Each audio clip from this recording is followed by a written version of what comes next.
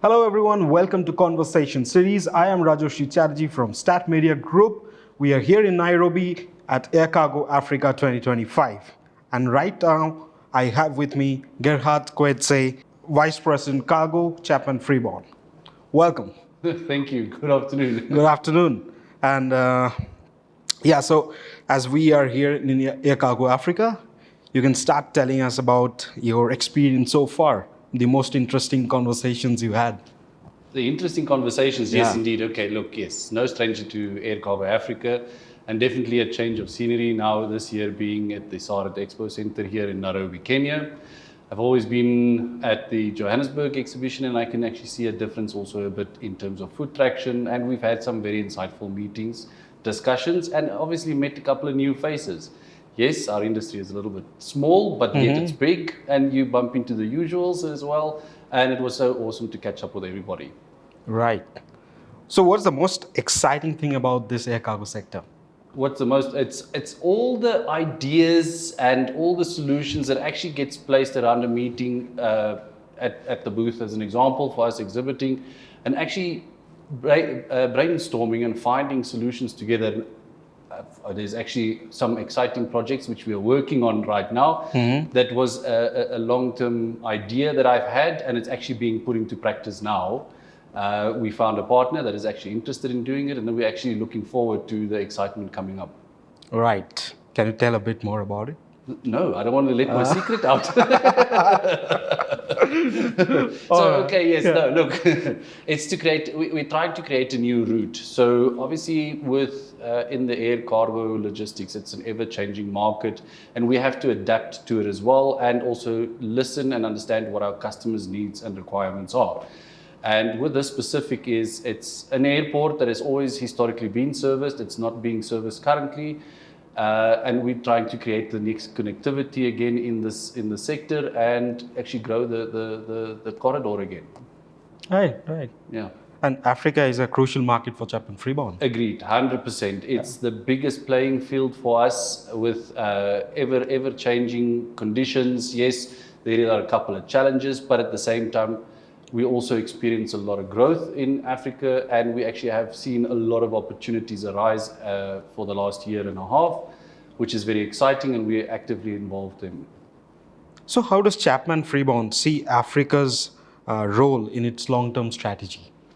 Well, look, we're here to stay. We identified already back in the day when Chapman Freeborn moved to the Africa continent that there is a lot of opportunities. We've seen it every year grow. The verticals are becoming a bit more prominent. Africa is also taking back a little bit of its reins, which is seeing more development happening. There's also investment coming into Africa, and for us in the long term, there definitely will be growth opportunities. There will be a lot of air freight opportunities, and we want to be part of it, and we will stay here for the long. So what kind of shipments do you see in prominence, and the volumes in numbers, if you could share us? Okay, so look, yes, it's a vast span across all verticals in Africa. We see a lot of oil and gas movements. We see a lot of government and humanitarian business. We also see a lot of projects, as well as the mining sector that keeps us very busy. It fluctuates. There's a lot of general cargo movements. There's perishable cargo movements, which we are always involved in. And there has been a 33% sales growth year on year. Oh, it's quite a number. Yeah. So I assume perishable is number one? So yes, in terms of perishables out of East Africa, yes, there's a lot of movements, but there's also a lot of manufacturing that happens in Africa as well, that is exported. Yeah. And how do you see the e-commerce sector? E-commerce is actually growing for Africa now, indeed. Yes, we have seen a very big increase. There has historically always been the typical e-commerce business going into Europe and into the Americas, but last year it was a very big boom into Africa, where we've seen a lot of movements going into East Africa, into Southern Africa, and West Africa. And is it causing capacity constraints? Yes, that's a very valid question. Yeah. Yes. In terms of charters, yes, it does create a bit of capacity constraints, but that is actually where we excel and flourish in that type of field. When there's a bit of a capacity reduction because everybody is focusing on the e-commerce trade lanes, that's where the genius and creativity juices starts flowing, and where we get creative in finding actually workable solutions for customers.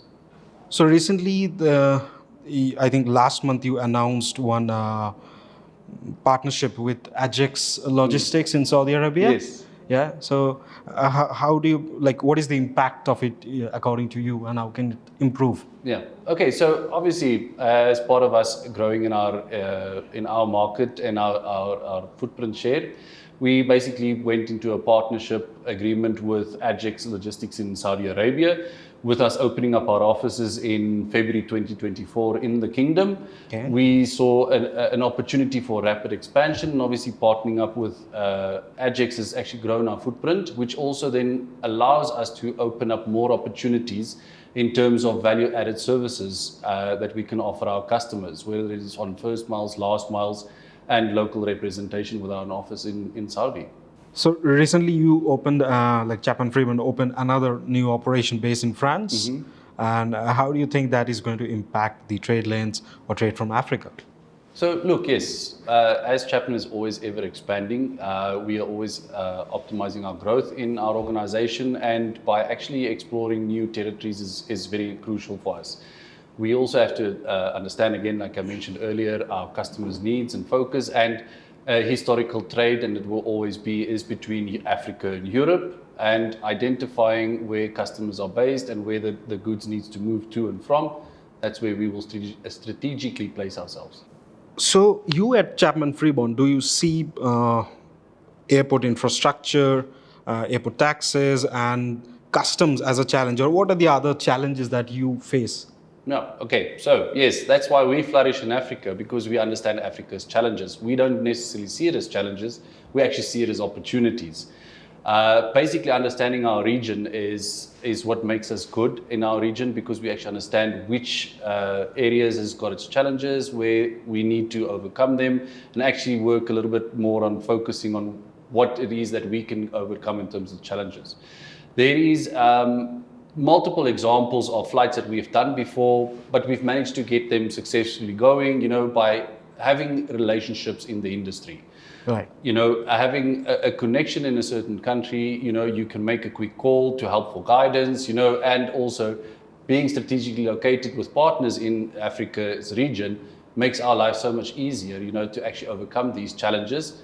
And yes, and that's why customers come to Chapman Freeborn, because basically we find that solutions where they are a little bit hesitant to delve into. So do you think collaborations, or if there are any collaborations in pipeline for Chapman Freeborn that could improve trade flows in Africa? In all honesty, collaborations are very essential in our business line. Identifying partners that we can partner up with in Africa will definitely excel our footprint in Africa, and also finding more solutions towards our customers. We have potential identified some partners that we would want to approach and see how we can collaborate in expanding our ever-growing footprint in Africa. Growth is our number one, yes. Great. So one last question. It's a bit on personal note. Any memory related to air cargo sector that you'd like to share? A memory? Yeah, a special memory, a special shipment. There is so many to mention. I think it's so variant. From if I have to take it, having been involved and part of flying sharks, live sharks by an aircraft. If in the normal day in life, Live sharks. Live sharks. You would never think a shark would fly. Yeah. You've seen them fly. Giraffes. There's so many verticals which is of interest. I think what for me personally was one of the most that stood out was as a loadmaster with a former airline, I had a passion for a specific aircraft called an MD-11 freighter. And flying with this aircraft was always an awesome experience until I moved to Chapman, and I fell in love with a small aircraft called a Pilatus PC-12. That is the most versatile aircraft, and it can fly almost anywhere and everywhere and make a runway for itself to land. Oh, wow. Okay, not just figuratively, but it doesn't need a tarmac runway. And the applications you can use this aircraft for is so phenomenal, and having to fly with it on automotive flights was an everyday experience for me. Amazing, amazing. So we are looking forward to more such interesting conversations, and definitely we would like to see sharks flying. Yes. Yeah. Thank you so much. No, thank you as well. Thank you for your time. Thank you.